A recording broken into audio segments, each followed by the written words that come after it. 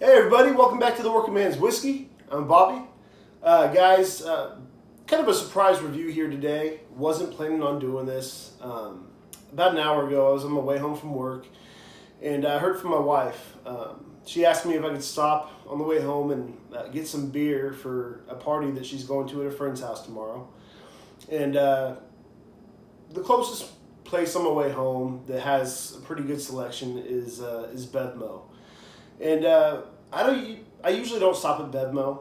I don't go there too often because their prices are a little bit high compared to some other places.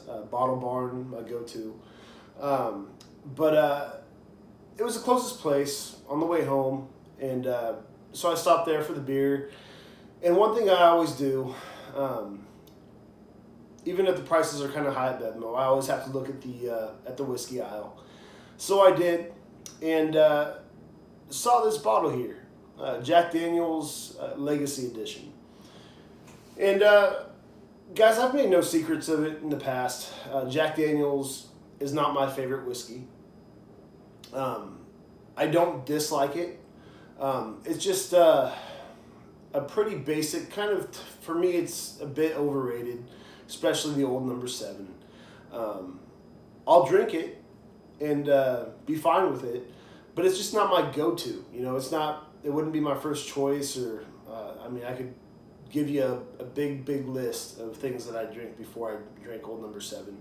I do love I like their Gentleman Jack a lot. I really enjoy their single barrel, editions and whatnot. But as far as Old Number 7 goes, it's okay. But Jack Daniel's is also one of those companies that when they come out with something, for the name alone, I'm going to try it out. I feel like, as a whiskey lover, that I kind of owe it to these legendary companies to try the product out. So saw this bottle. I've seen it before. I've never tried this, but what it is, it's their Legacy Edition again. And this is what the bottle looked like. There's the green bottle with gold trim, or green label with gold trim. And this is what Jack Daniel's bottles look like, I guess, pre-1904. This is what they look like. Don't know where when they started. I guess right around there is when they started. They transferred over to the black and white label, but don't know why they got rid of this. I think it's kind of cool, kind of a neat old. You wouldn't. It's kind of for Jack Daniel's. It's really different, So I liked the label and read up on it a little bit, just a little bit, and saw that this is what the old label looked like. Saw that they released this at a slightly higher proofing than their Old Number 7 black label. This is 86 proof instead of the traditional 80 proof. And what else? It says, this limited edition Legacy Jack Daniel's label is reminiscent of an early 1900s era design created in Mr. Jack's day. It's a colorful precursor to the old familiar Jack Daniel's Old Number 7 black and white label, and a nod to the exuberance of the age. It's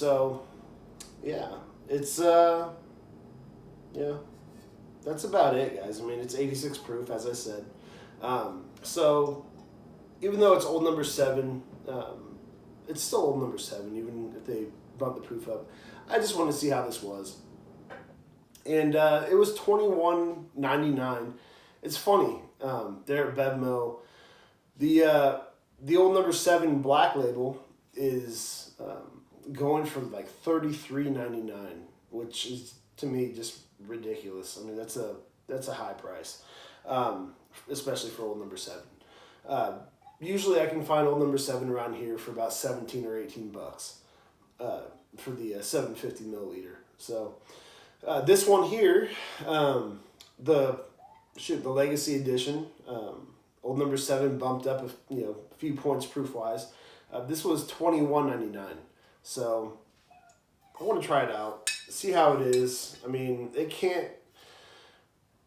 I don't want to go there. I don't want to say that. I was gonna say it can't be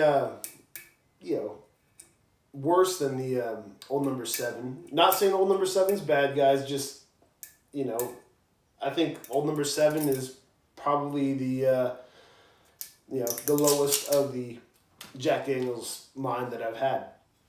They have some good stuff out there, but Old Number 7 is just okay for me. So let's give it a pour. All right.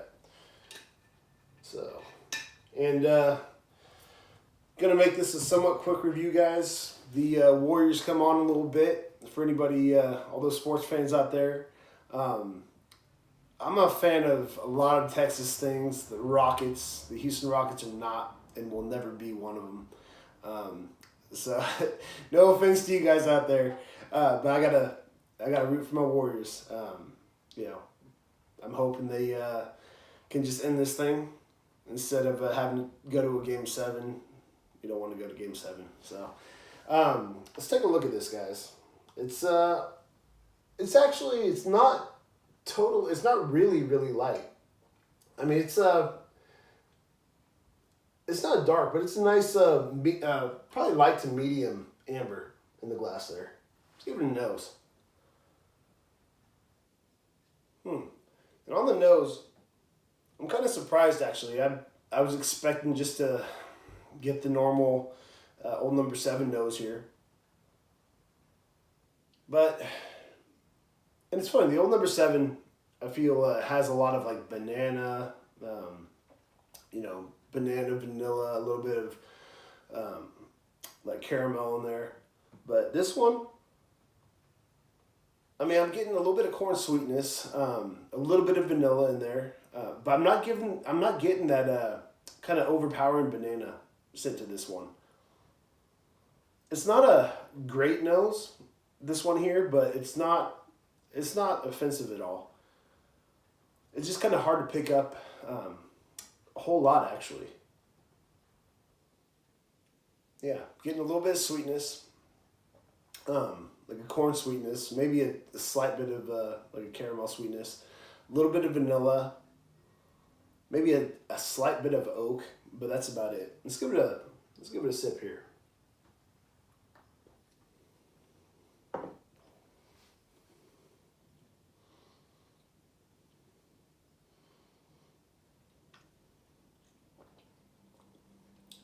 Okay, so on the palate,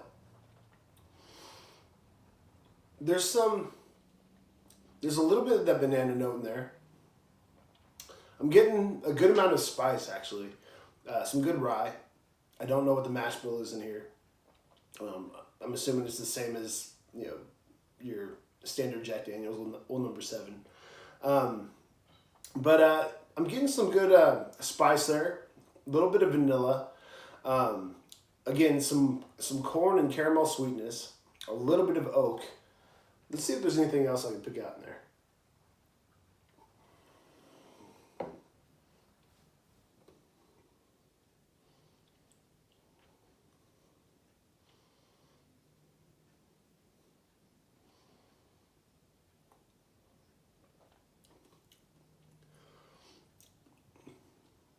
Again, a little bit of that banana note.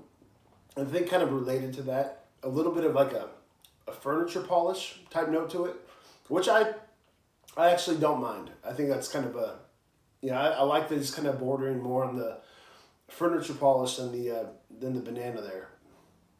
But it still tastes like Jack Daniels. It's still got that that Old Number 7 kind of classic Old Number 7 taste to it.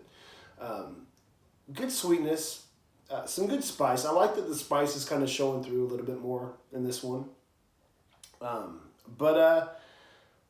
Yeah, I mean, it's like Old Number 7. It's kind of one-dimensional for me. But, again, not a bad whiskey. I'm going to sip on this neat. It's not one that I'm going to have to mix up. I'll sip on it neat. Again, not my favorite, but also not bad. Not bad at all. So if you can find this for, I've seen it some places under $20, about $18.99.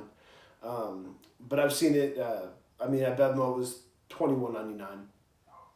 So if you can find it for right in that range, definitely try it out. It's worth paying that money for it.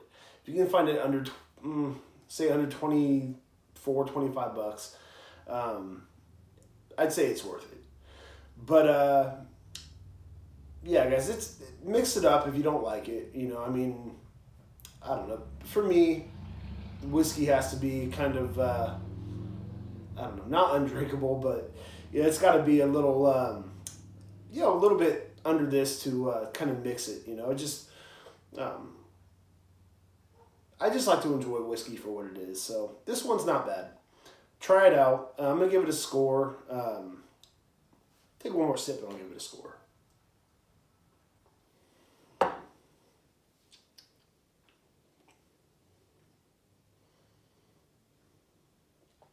And I'm actually enjoying it a little bit more with each sip.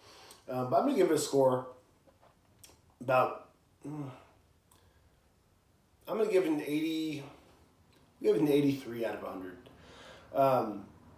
I think it deserves that, for the price. And, Jack Daniel's, classic brand. I don't enjoy it nearly as much as some of their stuff.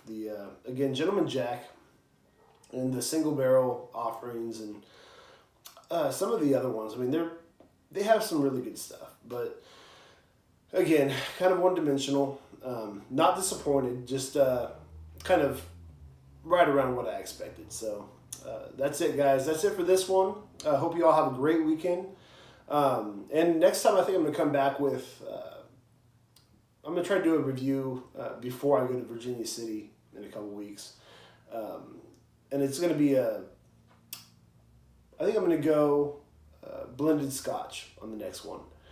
I have one that I want to try out, and I'm thinking about making a drink with it. So just to do something a little bit different. So that's it again, guys. Have a great weekend. Please subscribe if you haven't already. To my usual watchers, please comment. I look forward to talking to you guys all the time. And hope to talk to you guys soon. That's it. And until next time, cheers.